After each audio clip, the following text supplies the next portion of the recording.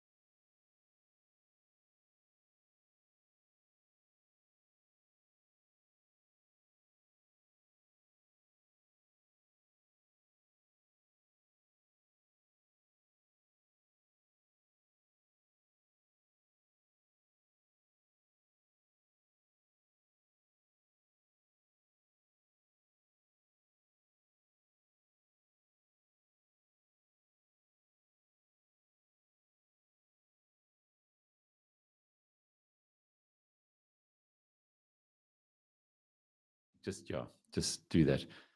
Okay, just so that he knows that, and just open Carrie's mic as well. Number 4. Okay, so that they know that there is audio. So there should be audio coming through there. There we go. Okay, he says it's coming. That's good. All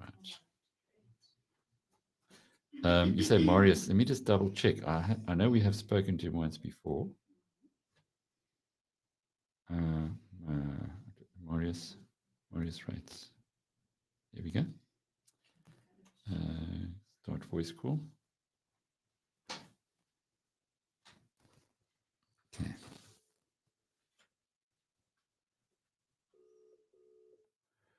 Okay, Marius. Please answer. Hello, Marius. I was just saying, please answer, and there you were. Okay, brilliant. Okay, I'm going to put you onto program, so I put you on the back end, and we're going to kick off with you in about 3 minutes. So, all good on your side? Yes, all good. Ready? Okay, brilliant. Okay, I'm putting you onto program. Great. Okay, there we go. Stand by. Business Power Hour starts in 25 seconds.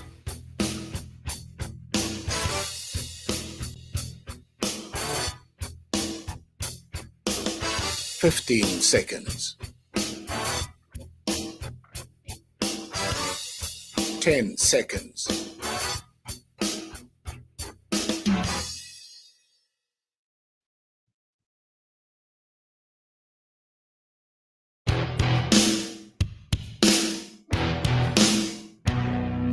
The BizNews Power Hour.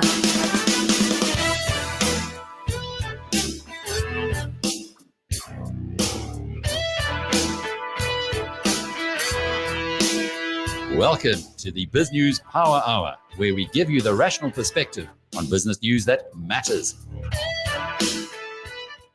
Indeed, we do. At the end of a week where we saw incredible volatility, We are now finally having a rebound on the New York Stock Exchange.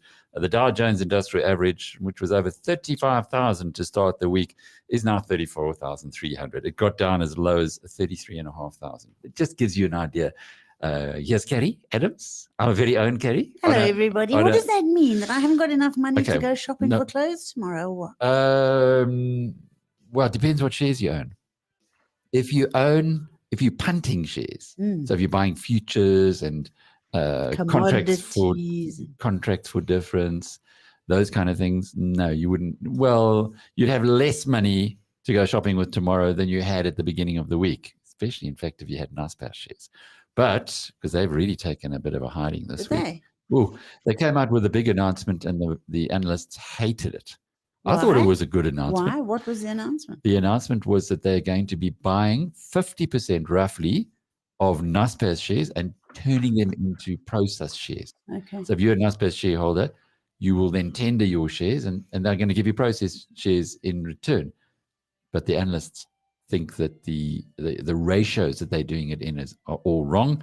And after Bob van Dijk and Basil Skordas were very pleased with themselves at the media call that I was on. The share tanked. Share tank. Oopsie. Yeah, it started off, it was 3% up on the day, and then it just went down and down and down. In fact, finished that day down 1.5%, NASPAR. So they don't, analysts don't like it. NASPAR is now below 3,000 Rand for the first time in, I won't say living memory, but for in ages and ages and ages. Today, it's just slightly bumped back up about 3,000 Rand a share. So better to buy Dogecoin. No, Carrie. Carrie? I knew I was going to get that. We were going to get that reaction from Alec. No, yeah, well, I don't know. We've actually got someone who can tell you about that. Marius Rates joins us now. Marius is the MD at Luno. Do you know what Luno is? Yes, I like that Luno platform. Marius, you got one of your clients here. Alec, no, I just have to say, I'm not the MD at Luno. The MD is Marcus Swanepoel, so I'm just a number at Luno. You're just the guy we talk to anyway. He's To the us, wannabe. MD. The wannabe, yeah. But Marius, so Carrie made money. She was confiding to me earlier on Dogecoin. Have you got new respect for her, or do you think she's nuts? It was quick in and out, Marius. I didn't dabble there for very long. Carrie is a wine expert, by the way. She's not here for her investment prowess, although maybe she should be. No. I think very, very few Bitcoin buyers can be classified as expert though. So I think most will fall in the speculator category. Same as Carrie. So you see, it's good. You drink wine and you buy Bitcoin. Oh, at the same time, or you mean simultaneously? And after your second glass of wine, do you buy? It's looking really good. You buy more. Yeah. And so if it's green, it's good news. If it's by the end of the bottle. So what is Dogecoin, Carrie? Absolutely no idea. It's something that Elon Musk speaks about. There's a picture of a dog on Twitter. But he says it's a hustle. Probably is. I hustled for 24 hours and made $7,000. $7,000. Hi, caramba. I hope the tax man didn't hear that. He didn't. Unfortunately, this is recorded. But Marius, would Carrie then classify as one of your top 10 traders? Look, yeah, I think So Dogecoin, is a cryptocurrency that was created as a joke initially. And it was created back in 2013, and it operated under the radar for most of the last 8 years. But until recently, when Elon Musk started tweeting about Dogecoin, the funny-looking coin with the dog on, it started to gain popularity, but really, for no reason other than just social sentiment. So it's really mind-boggling what's going on and where this price is going. So people like Carrie are just gambling. You might have been playing red or black on a casino putting your thing. money on a horse. I mean, to be honest, it's the first and last time probably. It's just fun. Everybody says $7,000 profit, and it's the Stop last telling time. the tax man, Alec. I can't see it being the last time somehow. If I could make $7,000 in 24 hours, I think it's beginner's luck. I honestly do. so I really have putting no that away idea. and saying, Yeah, enough. we'll keep that to buy a new garden bench or something. Maurice, how much beginner's luck are you seeing nowadays? Because the volatility in Bitcoin, Dogecoin, especially Dogecoin, after Elon Musk called it a hustle, the share price the price virtually halved. So how much of that is just pure punters? Look, Alec, I think over the last year or so, we saw tremendous growth in the Bitcoin price and that of most other cryptocurrencies. And I think for good reasons to a large extent. So we saw a lot of institutional investors, or a handful really of big ones, enter the space over the last year. We saw better regulations in certain markets. We saw companies like PayPal and Venmo create better distribution channels for Bitcoin. But I think in between, we'll experience the ups and downs. Every now and again, someone will tweet something negatively, or a regulator will ban a certain exchange, or there will be a high-profile hack, somewhere around the world where people lose Bitcoin, and that will usually have an impact on the price in the short term. So we'll have these ups and downs. But if we take a step back and we look at the progress over the last 4 years, since the previous Bitcoin rally in 2017, hopefully Carrie made some money there as well. I didn't even know it was around. She's a newbie. The interesting thing over the last year, though, is that we've seen on Luna, we can see the data, and we've seen a lot of new or first-time buyers into the market. And lots of these buyers, sure, some of them speculate, and some of them take a bet that the price will go up in the short run and make a quick buck. But a lot of them, over the last year or so, entered the market. They bought Bitcoin and they've kept it there. So it's an indication that there's an appetite, and maybe because of the global uncertainty, low interest rates, people in search of yield. So we've seen more people holding onto their Bitcoin actually. But of course, you have the speculators, the people reacting on price drops. So your typical, fear of missing out and greed. So, but there's been a shift, and I'm not want to say we're seeing more sophisticated investors, but we're certainly seeing the early signs of that. And perhaps it's a sign that Bitcoin is emerging, as an emergent safe haven asset of some sort. And I think that's probably something that I think we'll see for as long as the COVID-19 situation, persists. Well, we're going to have to see what it's worth one day, because Carrie, if you'd bought Bitcoin at the beginning of the week, you would have paid 820,000 Rand. And What's on it Friday, 725,000 Rand. So you would have done 100,000 Rand. All your $7,000 would have been gone on one Bitcoin. The worrying thing is that you don't really, it's not linked to anything, is it? So you don't accept Elon Musk's sentiment. One day he likes it, the next day he hates it. Yeah. So, and Elon Musk's decision to no longer accept Bitcoin in payment for Tesla, that's got to have had a big impact, Marius. Yeah, so again, in the short run, so it resulted in a 15% drop in the price. But then since then, Bitcoin recovered, and it's back to just under 800,000, I think 700,060. It says so 725 according to the internet, but maybe you closer to the stuff. 725 on the Thursday morning, but it's recovered to 760,000 again. So that's the point. That's the point. If you speculate and you want to buy and make money over the next day or so, then you're going to burn your fingers. But if you take a long-term view, then and you hold onto your Bitcoin, then within a matter of days you should break even, or you should be in the green again. So you need to decide if you want to speculate. Do you really want to speculate in crypto? And if you want to invest, then you take a long-term position. You allocate a single-digit percentage of your disposable income to crypto if you can afford it, and you take a long-term view. So I think that's where many people get it wrong. They try to invest but also speculate, and whenever these big fluctuations take place, people tend to sell out. And you've got different types of people. So you have the speculators. So the people that buy or sell wanted to make a quick buck. You have longer term investors. So whenever you see these price dips, and they usually prop the price up again. So when you see these price drops, longer term investors see see this as a buy opportunity to dollar average the cost price, and that eventually results in the price recovering within a couple of days usually. We saw the financial results today from Coinbase, the recently listed crypto exchange. I guess America's version of Luno, you might put it that way. And they have had a gangbusters quarter.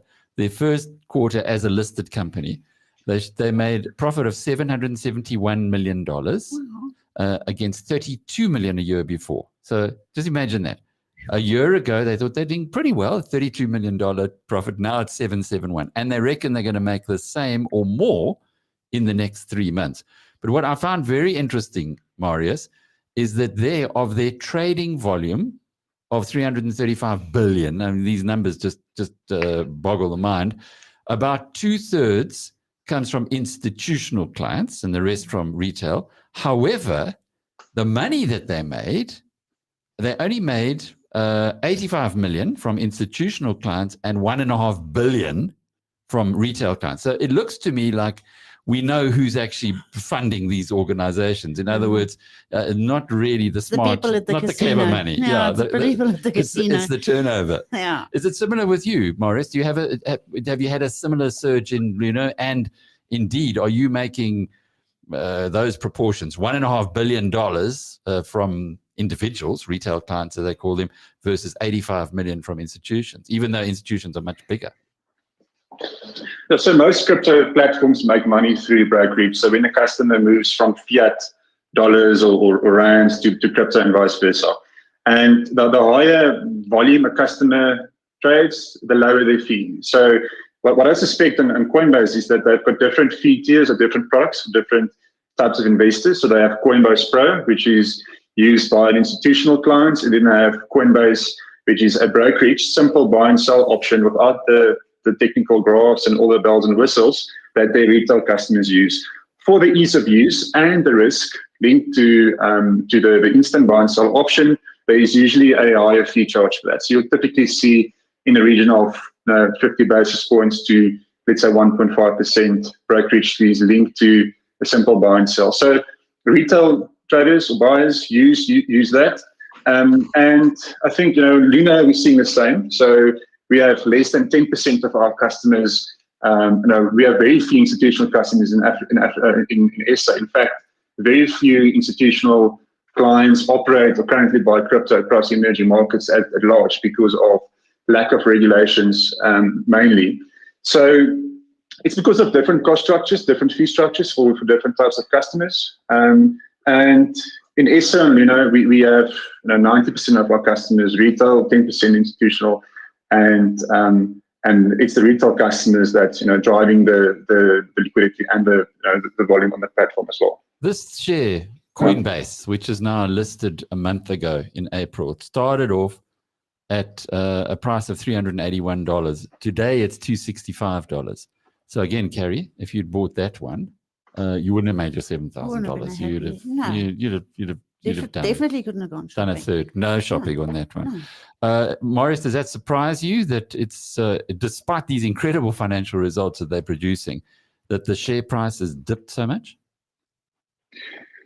Look, they will naturally be tied to the Bitcoin price. Coinbase being a crypto company and having the exposure. So I think they also take their revenue in crypto, if I'm not mistaken. So they're exposed to crypto, and I think to a large degree the Coinbase share price will track the performance of Bitcoin or the crypto market at large. So I think we need to give it more time also. They listed, if I'm not mistaken, I think 3 or 4 weeks ago. So we don't have a lot of data to work with, really. It's only been a short period of time. 14th of April. They listed on the 14th of April, exactly a month ago today. Yeah, a month ago. So I think, we need a bit more time. I think they released their first earnings report this week. So, but it'll be linked to the Bitcoin price and the performance of cryptos naturally. We've also got Quintin Rossi with us, who is our next guest. He's the chief executive of the Spear REIT, and it's a really Cape-based focused property fund. But before we talk about your results that came out today and what's going on in property in the Western Cape, Quintin, do you own any crypto? Hi, Alec.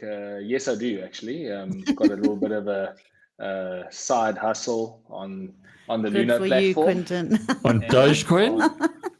Have you got Doge? I've got a bit of seller's remorse on Dogecoin. Actually, I entered low, sold at about R5, and watched it go all the way to almost R10, Yeah, and I was see. jumping up and down. But yeah, a bit of Dogecoin, a bit of Ripple, a bit of Ripple did well. a bit of TRX. Everybody made money on Ripple, Quintin.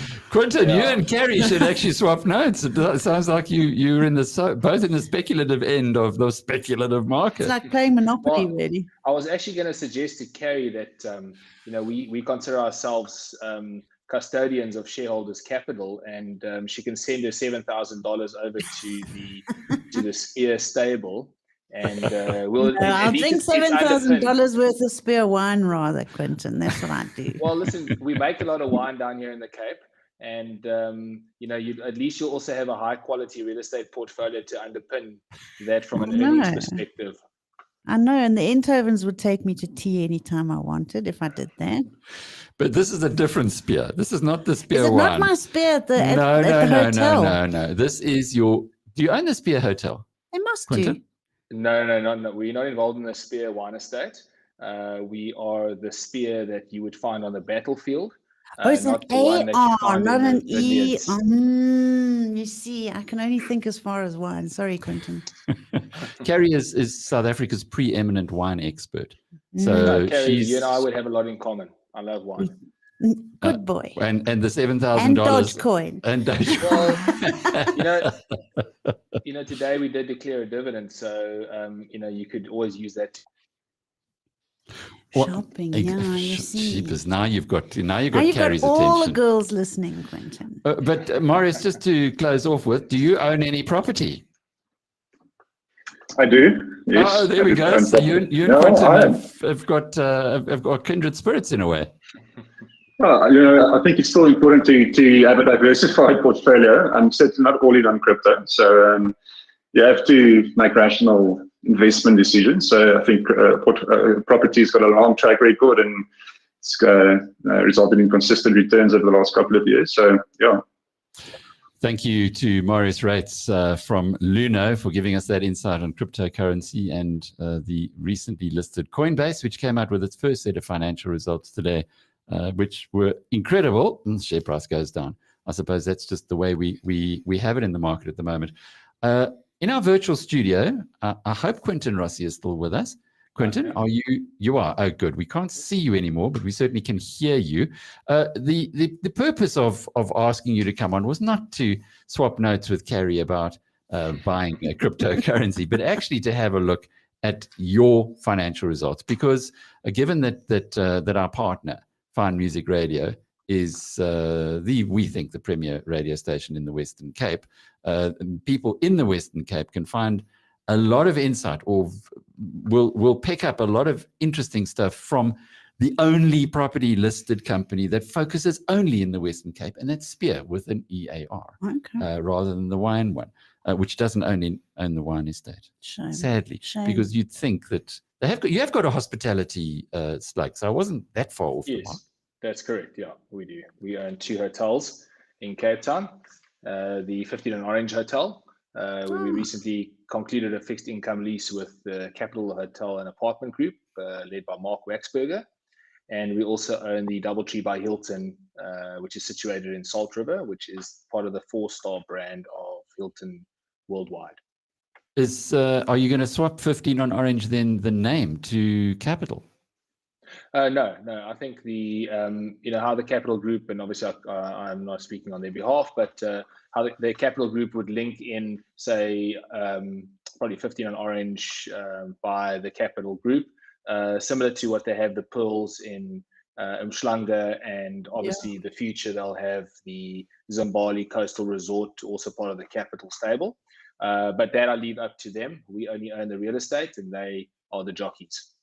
Mark Waxberger is I knew him when he was in nappies. I know his father really well. do you know his funder? It's probably his father. Robert, if his, Robert's listening, his funder likes to keep a very under low the profile, radar. so Good. I'm not Don't going to say. disclose that name. They've been very clever, those Waxburger boys. Well, very if you think about what you're saying now, Quintin, they certainly are investing heavily at the bottom of the market, perhaps, in South African hotels. Yeah, no, I would agree, and I think there's an opportunity there for them. And what we've seen in our experience as we are looking to exit hospitality over the next couple of months is it comes down to having the right jockey. Investing in hotels and owning hotels is not just centered around the real estate. It's effectively running a business. It's having the right capital structure, having the right financial structure, because you've got this depreciating asset that you continually have to reinvest into, whether it's beds or tables or kitchens or ovens, etc. And I think that if you look at just what their group has done in the last year in the light of COVID, incredibly entrepreneurial, and we're very excited for this new journey at 15 Orange with them. Have you stayed at the DoubleTree, Carrie? No. In Woodstock. It's brilliant. No, is it lovely? I've stayed a few times and well priced and excellent, nice and clean. But the Hilton Group has been sending mixed signals in South Africa. Are they still pretty invested there with you in the DoubleTree in Woodstock? Yeah, I think it's been a very tough time for any hotel brand globally. But one thing I can say is that even during the last year, the Hilton Worldwide team has been exceptional in their brand support. We own and manage it, so we've got a franchise agreement with Hilton Worldwide. And I think there's a clear strategy by Hilton to add more flags on doors. But in the current environment, hotels don't come with fixed income leases like the one that we just did with the Capital Group. So we're very fortunate. Typically, they are management agreements or turnover based. Hotels, and it's also very expensive to set up. So you're going to have a strong balance sheet partner to invest into the property because the hotel companies don't own direct assets anymore. They only want to put their names on the door and take a share of your revenue. Well, you've got a big portfolio and the net asset value of R11.50 is a substantial premium over the current share price of 6.67. So I suppose value investors like Piet Viljoen was telling us this week, he's now moving more into value opportunities, would be looking at this.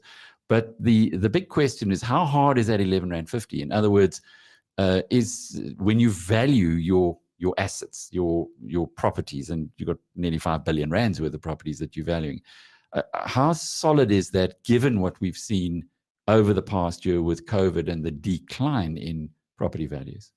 Yeah, I think the gap between, or the discount on the spot price versus the net asset value is in my opinion a direct result of the impact on our earnings from the COVID pandemic. If you have a look at the results presentation, in the valuation slide, you'll see that on a average basis, our portfolio of almost 5 billion is valued at just under 10,000 rand a square meter. So the value proposition is there in the sense that none of our properties are over-rented.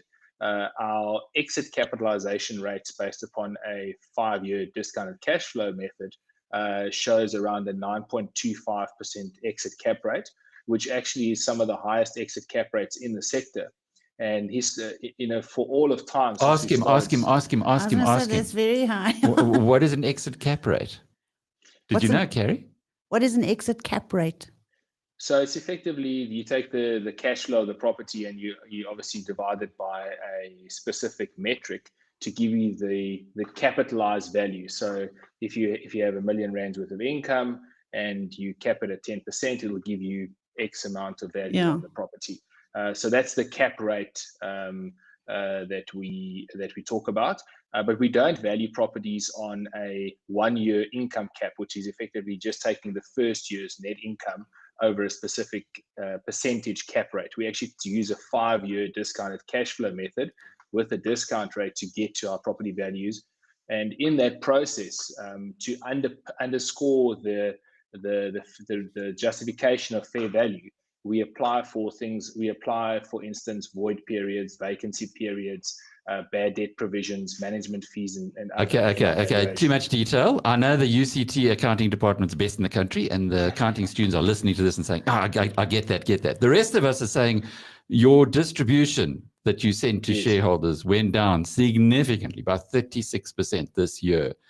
Is it going to bounce back in the year ahead? Yeah, I think that's there is going to be restorative earnings into the FY22 numbers. In FY21, we earned only 1.8 million rand out of our hospitality portfolio.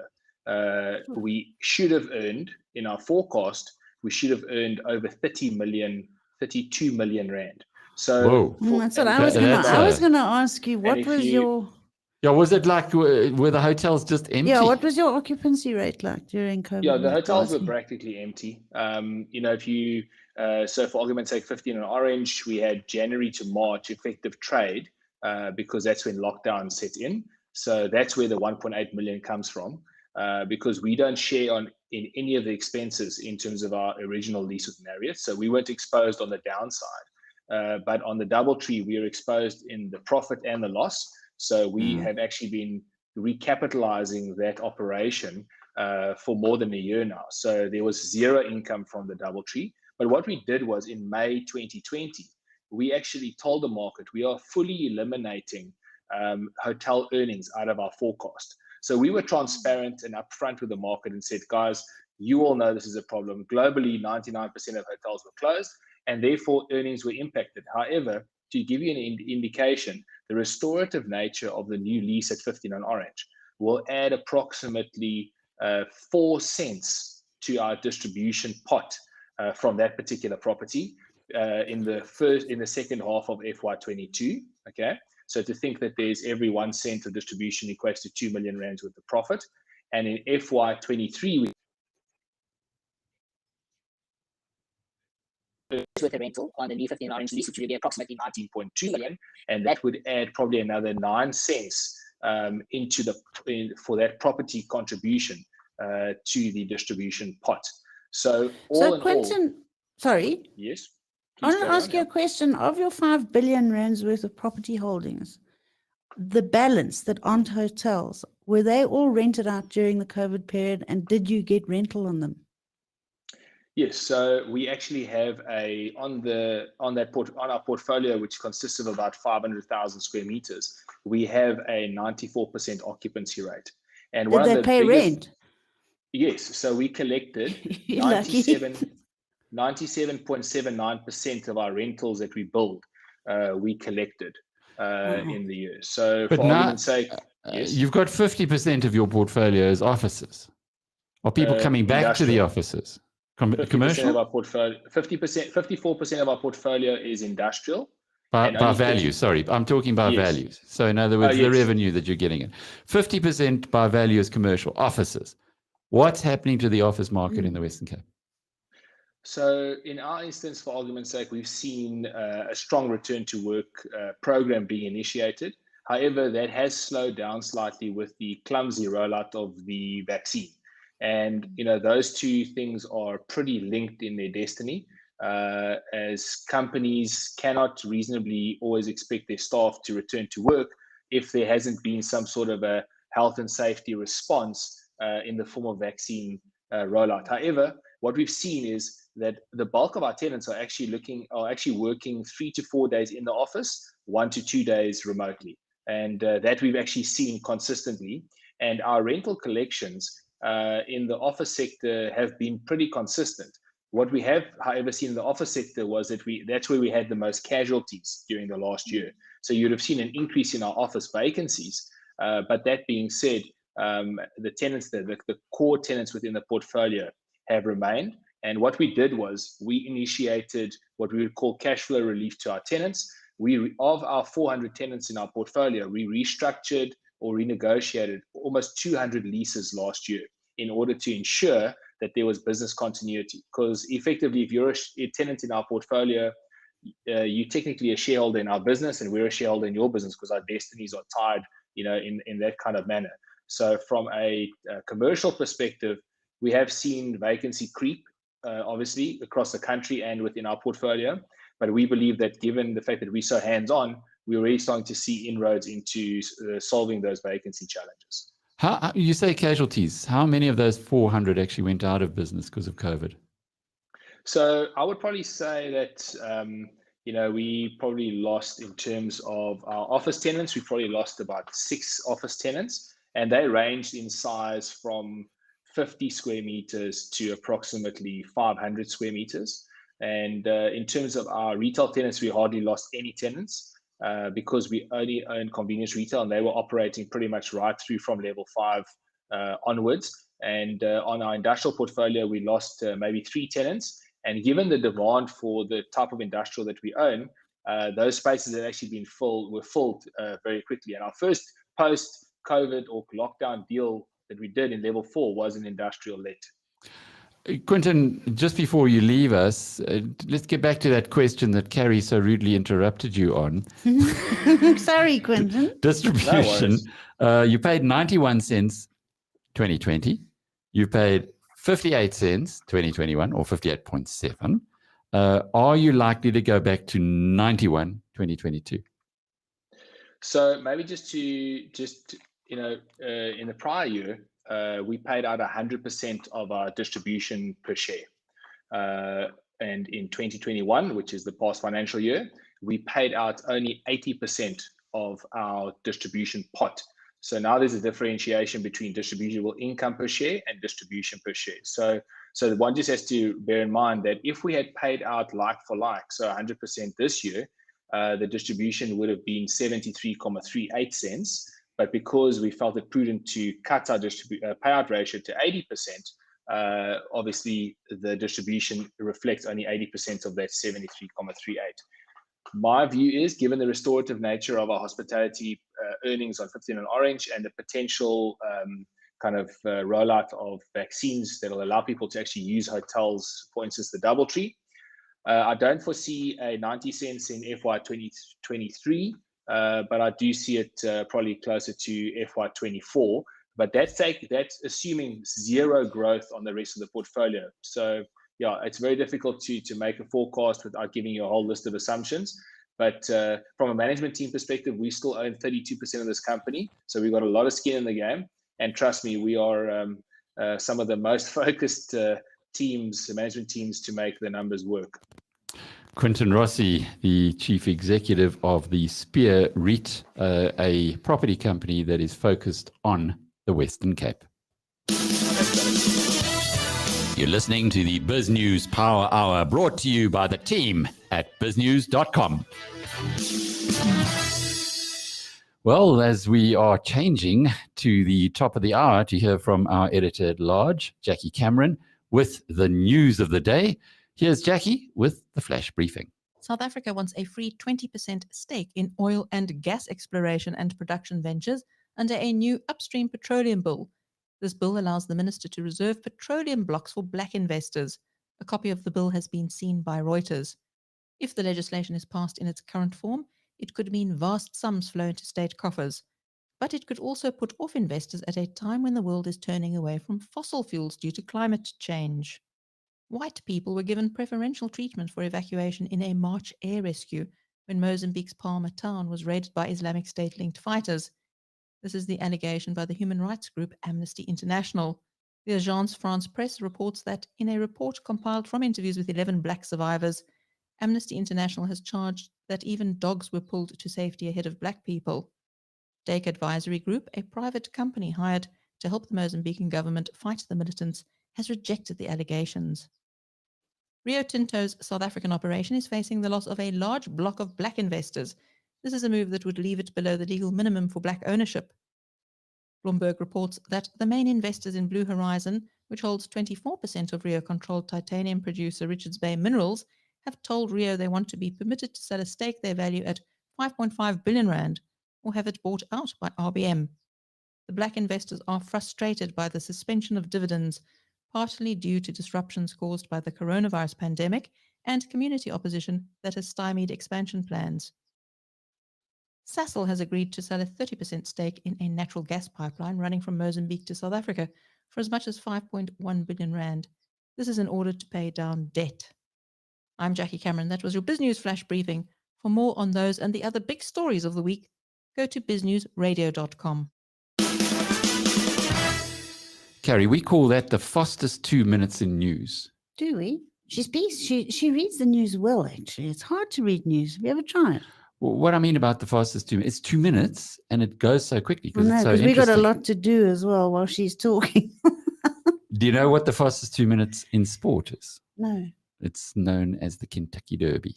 Aha. And you know that the Kentucky Derby winner this year, and there's a big horse racing breeding country in the Western Cape, as with the wine, and we're talking wine in a moment, the Kentucky Derby winner was found to have been doped.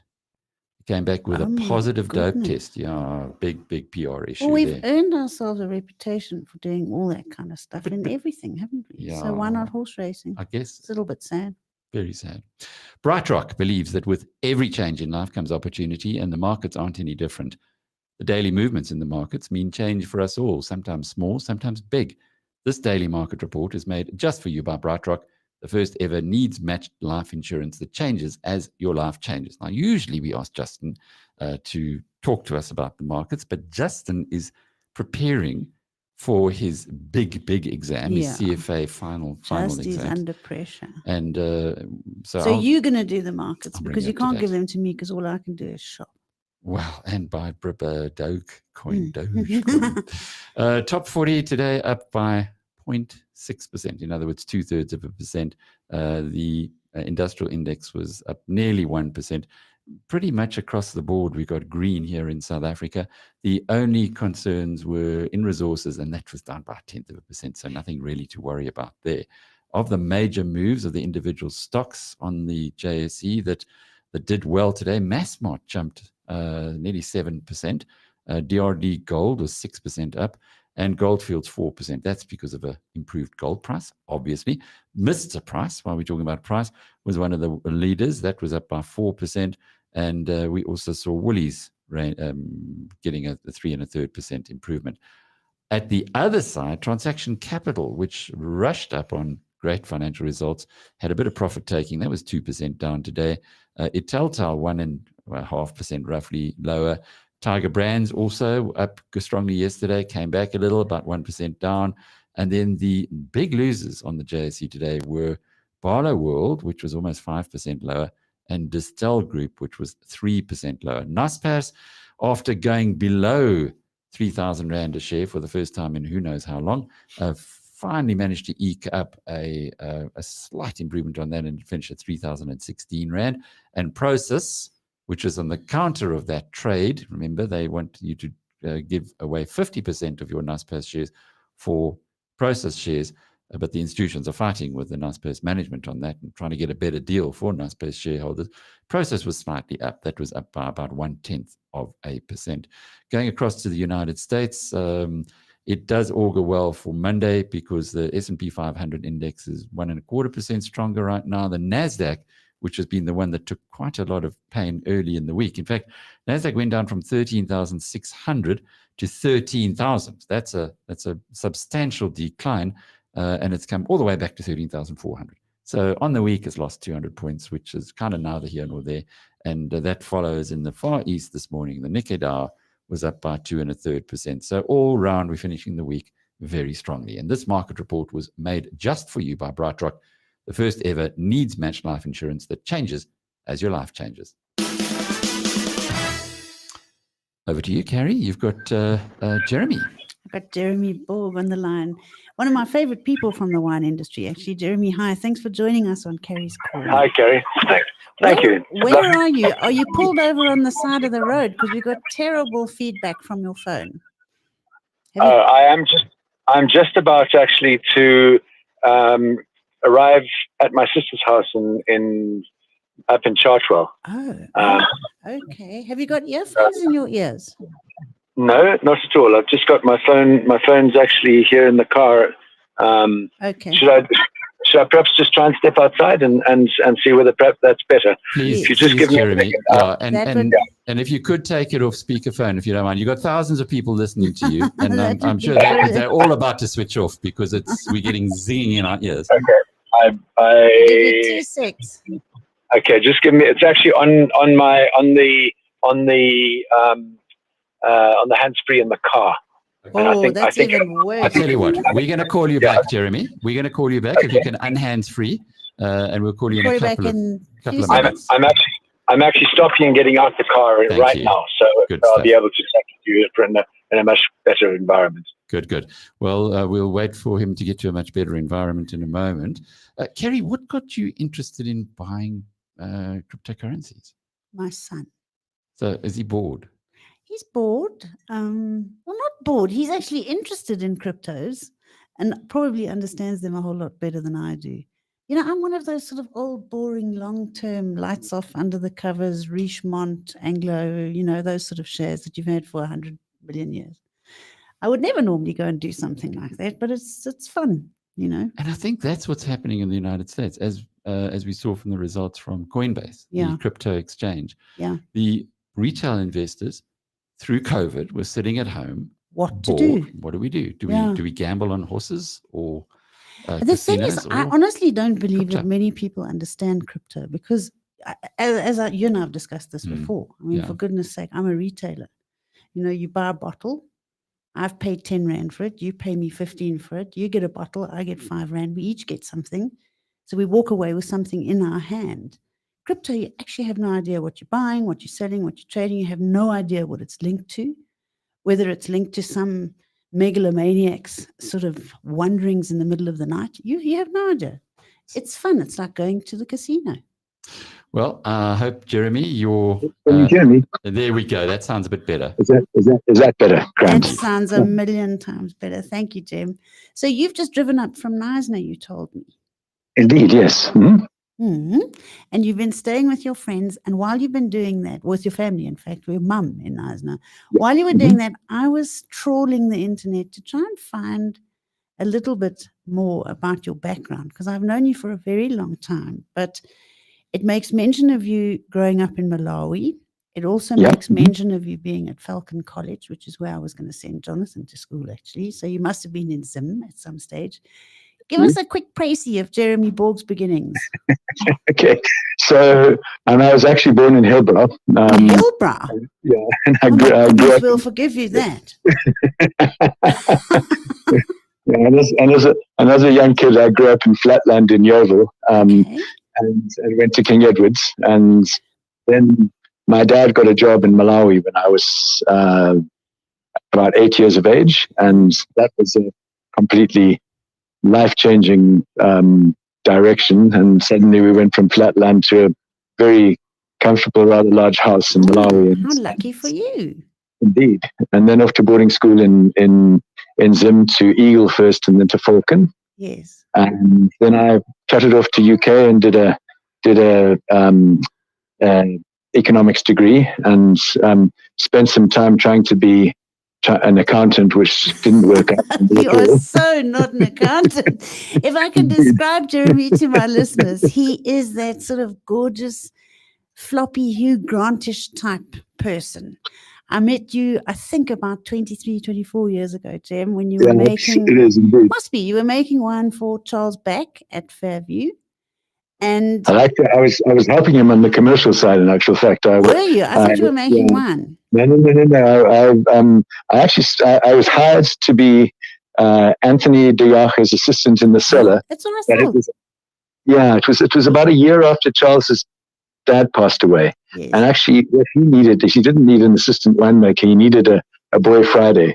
Yeah. So I ended up being Charles's boy Friday and doing the myriad of different things that he didn't want to do. How brilliant to be Charles. I could think of little nicer than being Charles Back's boy Friday. He's just one of the most gorgeous men in the world. But you, Jem, you did your thing, and you must have gleaned an unbelievable wealth of information and experience whilst you were with Charles.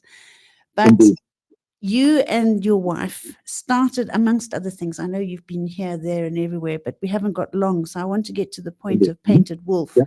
because in 2006, I think you and your wife, is it Emma, started the Painted Wolf Wines Company. And it's such an amazing story because you have contributed millions to the Wildlife Conservation Corporation in order to try and save these beautiful animals, because painted wolves are the African wild hunting dogs, aren't they? Yeah, So enough talking from me. You take over. You tell us this whole dream that you and Emma have realized. So basically, after living overseas for many, many years, I accidentally came back to Africa. I was working in a winery in the United States and came out to do a stage out here. And I was supposed to go and work with Kevin Grant at Hamilton Russell. And my sister was a wildlife filmmaker at that stage, making films for 50/50. And she met some people who ran a camp in Savuti in Botswana, and they needed a cook. I'd been a restaurant chef as well. I used to have a restaurant in San Francisco. And I thought it would be fun to go and cook. So I got a sabbatical from my boss, and I went to Botswana and I cooked a little bit, and then sort of ended up reconnecting with my childhood emotional space. And I stayed. I didn't, apart from going back to pack my bags, I left the United States. And Emma and I got married under a big acacia tree in the middle of the bush. And on our wedding day, we made a rather drunken pledge to one another to do something for conservation. And anyway, to cut a long story short, our space is African wild dogs.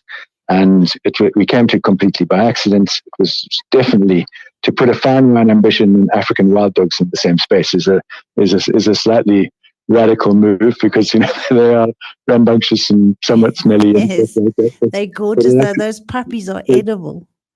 Not literally. Please.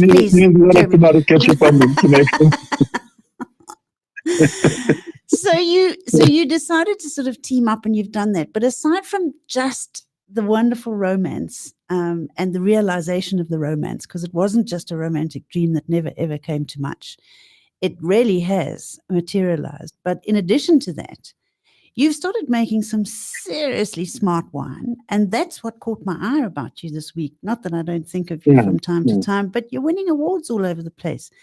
Your whites specifically, tell us. So we've had a good run on white wines for the first quarter of the first half of this year.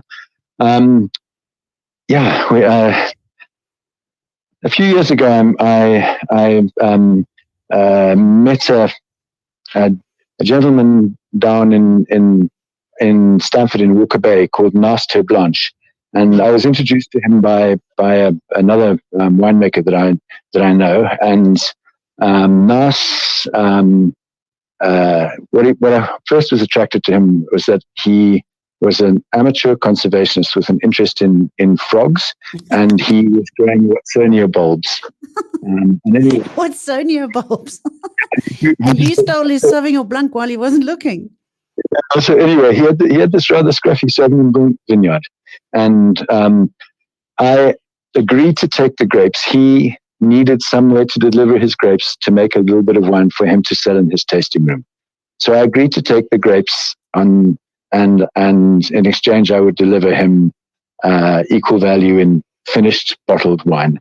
And anyway, started to look at this vineyard, and the vineyard, it's this calcrete soil, which is very, very, very light gravity soil, and very well. It's not beautiful at all. But it reminded me of the sort of gravelly soil that you find in Bordeaux, in Grave. Yes. And I thought, no, there's something going on in this vineyard. Let me have a look and let me see. And anyway, I'd already decided that I would harvest these grapes and actually bring them in. And what I also decided that I would do is that I would not go to the conventional route for Sauvignon Blanc. I knew that I could never take on Cape Point at their game. No.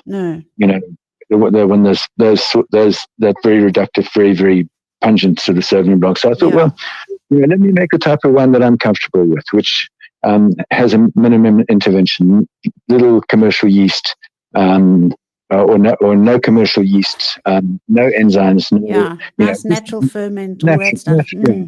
natural type of winemaking. So anyway, I made up my mind that I was going to do this, and I have a few amphora, little eggs and some old barrels and stuff. And then as we progressed closer to harvest, I noticed that there was a little bit of botrytis in this vineyard as well. And that even began That's to even speak to me more. better. Yes, you make a little baby again next year if you try harder. No, I don't think so. I think that was a one-off. But anyway, so I was like, now we need some Semillon. So I went and got some Semillon, put the wine together. I had no aspirations for it whatsoever. And anyway, as the wine developed, it started to look like a really interesting wine. And I was a little bit concerned about it because it was quite left field. It's not super, super pungent, and it's got a great mouthfeel and texture.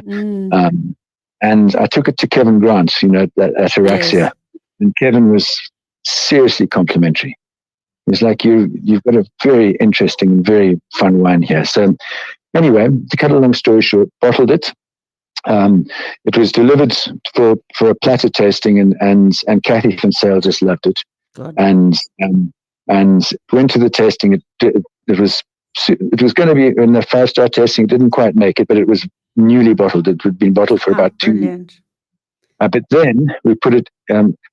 My assistant entered it into Concours Mondial, which is a special Sauvignon Blanc competition in Belgium, with about 1,200 of the best Sauvignons in the whole world. I mean, it's got the top producers, top wines from the Loire, from New Zealand, from all over the place. And I was absolutely gobsmacked to get a gold medal. Well, congratulations. That's why we wanted to have you on this Power Hour, because you are a Mr. Powerhouse of a Sauvignon Blanc maker. Jeremy, who'd have thought? We're running out of time too terribly. In a quick nutshell, are you doing exactly what you want to be doing? Yeah, largely, notwithstanding the fact that the maker sometimes deals me a significant curveball. Oh, all of us. I've got such a big board meeting booked with God one day. I'm telling you, he's going to be in so much trouble. I hope he's going to be prepared, because the nice people don't deserve those blows, and you definitely don't deserve those blows. Jem, do you know what I am going to do? I'm going to take the liberty of doing an in-depth character profile or winemaker profile with you on our BizNews Carrie's Corner, Meet the Winemaker sort of thing, because there's so much for you and I to talk about. Tonight was really just to say, congratulations, you've done so well. We're proud of you, and I can't wait to taste that Sauvignon Blanc. When you are in Johannesburg, please come. You've got to share. You've got to share. So I'll bring a bottle through to you. Thank you for joining us on my corner this evening. In terms of it's a pleasure. I'm sorry, I've got so many tales. We just began. I know, we're going to do a whole hour's worth of Jeremy and Carrie nattering, twittering on. Yeah. Have a brilliant time in Johannesburg. Thanks, Jeremy, very much. Cheers. Thanks, Carrie. Bye. You're listening to the BizNews Power Hour, brought to you by the team at biznews.com. So our next guest, or your next guest, is Elunda. Is that the way you say it? Elunda Basson. Is Elunda on the line? Elunda. There we go. Yes. Elunda is Mrs. Elunda Basson Bubbles. She really should be Bubbles. How are you? I'm well, thanks. And you, Carrie? I'm good, thank you. Sorry, we were messing around with the Zoom thing this evening. Did you find us okay in the end? Well, I found you, but I'm not open. I'm not in the Zoom yet. Oh, okay. So you're just on the telephone. 10,000 lashes to do after this thing. Yes. Elunda, the reason I'm phoning you is that a few weeks ago, you sent me a bottle of your Sauvignon Blanc from Steenberg. I forgot to tell everybody that you are the new cellar master at Steenberg since June last year. Right. And I tasted this. Steenberg's famous for Sauvignon Blanc anyway, but I tasted it. Yes. And it is so delicious. What did you do to it? I took the Steenberg terroir. Yep. And I gave it a little bit of female love and attention. Oh, yes. And we seem to have found potentially a new little winning recipe. Oh, a little bit of reflexology on this one, I can tell you, because it is just tasting completely. And I'm not a Sauvignon Blanc, huge Sauvignon Blanc fiend. Wow. So for me, I drink the Sauvignon Blancs that come from Constantia, which is you, and some that come from Darling, and some that come from Durbanville. Those are generally the nicest ones, but I love the Constantia ones because they have aging potential as well. Oh, wow. You're talking my language. So if we were to describe this Sauvignon Blanc to the listeners, tell them in your words, how would you describe it, and what would you drink it with? What would you eat it with? Right. Well, let's just, Carrie, you've got to tell me which one did we send you? Is it the Black Swan or the... I had both. Right. Ooh, look at you. The Black Swan is definitely royalty. But your ordinary Sauvignon Blanc was just everyday drinking. Such a cracker. Yeah. Yes. So I guess in terms of white wine and typical food pairings for Sauvignon Blanc, I would always recommend your white meats, a little bit of a chicken dish, a pasta with definitely the whole entire seafood range, including my favorite, which is sushi. So we're gonna take it to the beach, basically. We're gonna put the boys on the beach. They're gonna fish, and we're gonna pour wine and wait for the definitely. Yes. There we go. So, Elunda, to be serious for 5 minutes, it's not a single block, that vineyard, hey, because you produce quite a lot of your ordinary, everyday, run-of-the-mill Sauvignon Blanc. Yes, so I think it's important to understand exactly how important Sauvignon Blanc as a varietal is for Steenberg. So if we look at the 60 hectares that we have on the estate, more than 60% is covered with Sauvignon Blanc vineyards. And that allows us to, if you have a look at the larger Steenberg portfolio, that allows us to do Sauvignon Blanc in our terroir 5 ways. Wow. So we start with younger vineyards with nice high acidities and early harvesting. And those vineyards go into the Steenberg Sparkling Sauvignon Blanc, the bottle fermented bubbly. And then we have our larger selection where from the 23 blocks of Sauvignon Blanc that we have on the farm, a larger portion of that selection goes into our Steenberg Estate Sauvignon Blanc, the friendlier, the easy drinking, the more fruit expressive style, which is more palatable for the everyday enjoyment. Then from there we go to obviously our small portion of barrel fermented Steenberg Sauvignon in Rattlesnake. And then from there, step up into our terroir collection where we have our beautiful flagship Black Swan, which is, as you say, back in 2011, it was still from a single block vineyard on the farm. But today, because we have such a wide variety of different little terroir pockets to select it from, it's a combination of 2 or 3 of the very best blocks off the farm. And then I'm sure you do barrel selection as well when you go from there. Yes, absolutely. Absolutely. And select the small little pockets that go into the top tiers of Sauvignon Blanc. Yeah. Elunda, you've gone from bubbly to Sauvignon Blanc queen. You're just so versatile. We love your wine. I'm going to make everybody buy some this coming week because I thought it was so yum. Thank you for joining us on Carrie's Corner. And we too will expect to have a little gossip corner when we do it on one of my podcasts because we've got lots more to speak about. But thanks so much for joining us and have a brilliant weekend. Thank you so much, and to you and your listeners as well. Thanks, Carrie. Cheers. Bye-bye. Yeah, those podcasts are very popular. Easy way to get hold of them, go to biznewsradio.com and just search, just have a look. You'll find all the Carrie's Corners. Well, you can always Google search to find it, or you can go to Spotify or iTunes, but There's podcasts so many, are taking off. Eh? They really are. because you can listen to them whenever you like, and we can ramble on. If it's a nice conversation we're in, we can actually. And I get frustrated now because the listeners need to hear so much more, but they can listen to all our podcasts. Oh, that's the way the world's changing. We've gone to television on demand with Netflix, Absolutely. even Showmax and DSTV. Yeah. Now it's radio on demand. But there's still a good place when you're in your car and you're driving home or you're cooking. Yeah, we love the radio. Pick up the BizNews Power Hour, 5:30 to 6:30 every night. Just to close off with, BrightRock believes that with every change in life comes opportunity, and the markets aren't any different. The daily movements in the markets mean change for us all, sometimes small, sometimes big. The Daily Market Report is made just for you by BrightRock, the first ever needs-matched life insurance that changes as your life changes. The JSE was about 0.2% higher right now in New York. The NASDAQ tech stocks, a big rebound there, 2% stronger.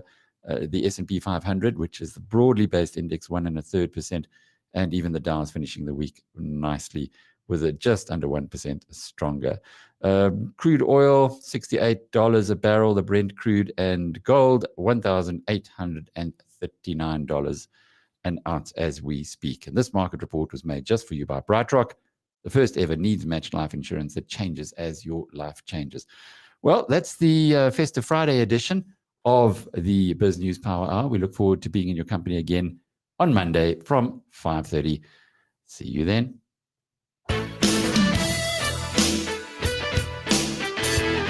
You've been listening to the Power Hour, brought to you by the team at BizNews.